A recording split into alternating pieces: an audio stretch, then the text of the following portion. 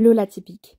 Bonjour à tous, aujourd'hui on part à la rencontre de Yannick Bestaven. Yannick est le skipper de l'IMOCA Maître Coq. Yannick et le Vendée Globe, ça a commencé en 2008. Bon, pas très bien commencé puisqu'il a dû abandonner, mais il est revenu en 2020 et en 2020, on s'en souvient tous, il a remporté ce Vendée Globe en 80 jours avec un suspense total jusqu'à son arrivée et on se souvient qu'il est arrivé deuxième au Sable d'Olonne, mais qu'après un temps de compensation suite à son déroutage pour aller récupérer Kevin Escoffier qui avait eu un petit problème avec son bateau puisqu'il a coulé et que Kevin s'est retrouvé tout seul au large du Cap de Bonne-Espérance, eh bien il y a eu une compensation de temps qui lui a permis en fait d'arriver en triomphe, en vainqueur au Sable d'Olonne au retour en tant que grand vainqueur de l'édition 2020. Mais après avoir remporté un Vendée Globe, qu'est-ce qui peut bien pousser un marin à revenir encore une fois sur cette course ? Ouais, c'est une bonne question.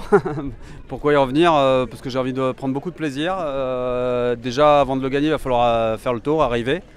Et ce Vendée, il sera différent du précédent, avec une nouvelle histoire, des nouveaux concurrents, une nouvelle météo.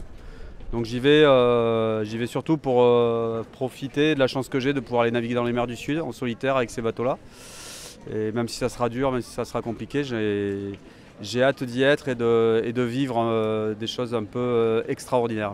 C'est avec cette mentalité que Yannick est parti pour son 3e Vendée Globe le 10 novembre 2024 à bord de Maître Coq 5, l'IMOCA de Yannick, conçu spécialement pour ce Vendée Globe 2024. Yannick, c'est aussi avant tout un sportif, donc l'objectif sur ce Vendée Globe 2024 était placé très très haut. Bon, il y avait aussi un autre objectif derrière tout ça, c'est de raconter une belle histoire comme il avait pu le faire en 2020 où il avait sorti avec Sébastien Blémont un film s'appelant Les rêves ne meurent jamais, un film qui retraçait toute l'histoire de Yannick jusqu'à ce Vendée Globe, l'accomplissement d'un rêve, la victoire de cet Everest des mers.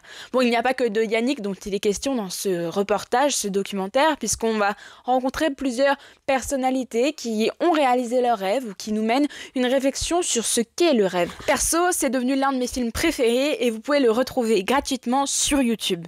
Qu'est-ce que tu veux raconter par ce nouveau Vendée Globe ? Faire encore une belle histoire, créer une belle histoire, partager avec le public des images, des aventures, essayer d'aller encore plus vite que la dernière fois. Tout partager tout ça, beaucoup de partage. Ouais. Et l'histoire que Yannick nous a racontée, nous a partagée sur ce Vendée Globe, il faut dire qu'elle diffère vraiment de ce que Yannick avait l'intention de nous partager, c'est-à-dire un objectif sportif, une course qui fonctionne avec un bateau qui a un beau potentiel d'être au moins dans les 10 premiers. Mais ça ne s'est pas passé comme ça, puisqu'arrivé à Ushuaia, Yannick, qui traînait des problèmes au niveau de sa structure de bateau depuis un petit moment, a eu besoin de faire des réparations très conséquentes, ce qui l'a obligé à atteindre un port, à demander assistance et à faire escale pour réparer. Alors comme le Vendée Globe, c'est une course à la voile autour du monde sans escale et sans assistance en solitaire, vous comprenez bien qu'il avait forcément dû abandonner pour pouvoir réparer. Je dois abandonner le Vendée Globe maintenant pour réparer. Donc l'histoire aurait pu s'arrêter là. Mais non, parce qu'il ne faut pas oublier que Yannick, c'est quelqu'un qui a le don de tisser de très très très jolies histoires. Je suis vraiment content de pouvoir enfin remettre le cap vers les Sables d'Olonne. Alors hélas, hors course. Mais on va tout faire pour que la fin de ce tour soit la plus belle possible.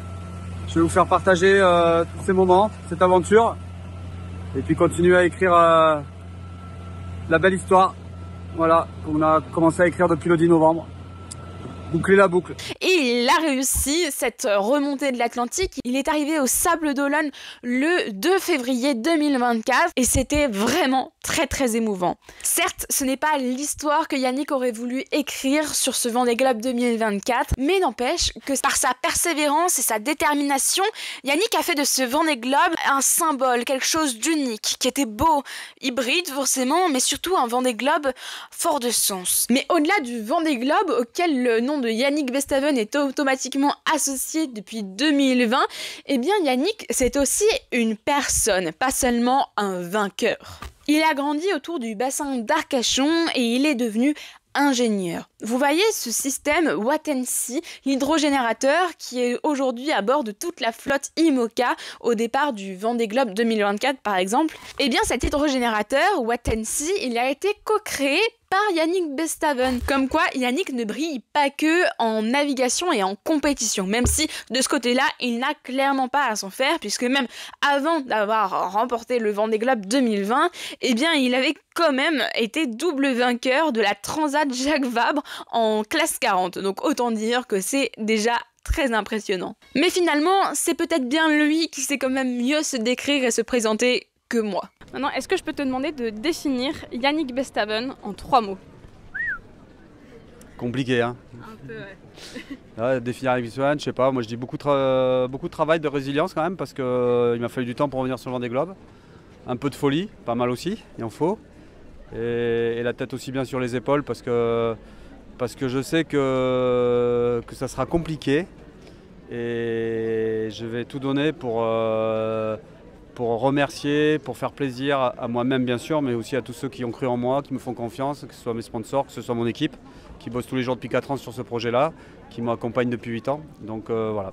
Yannick, c'est aussi quelqu'un de très humain, qui transmet de belles valeurs. Alors moi, j'ai un attachement un peu particulier avec Yannick, puisque c'est lui qui m'a encouragée à continuer et à développer mes suivis de course au large avant même qu'ils soient publiés ou qu'ils prennent le format de vidéo que Lola Typique ou l'envol du Nalo Libéré avant existent.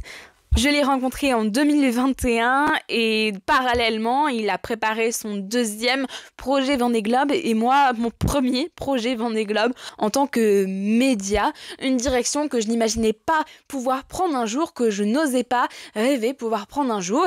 Et lui, il m'a encouragée il y a de ça 3 ans et demi en me disant cette même phrase qui continue de me faire vibrer tous les jours. Les rêves ne meurent jamais.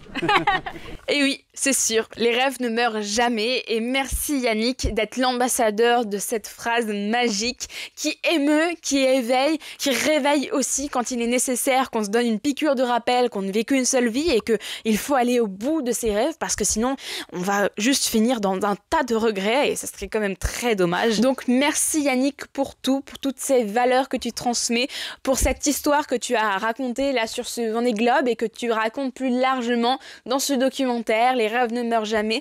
Et merci de toujours nous faire rêver, Yannick Bestaven.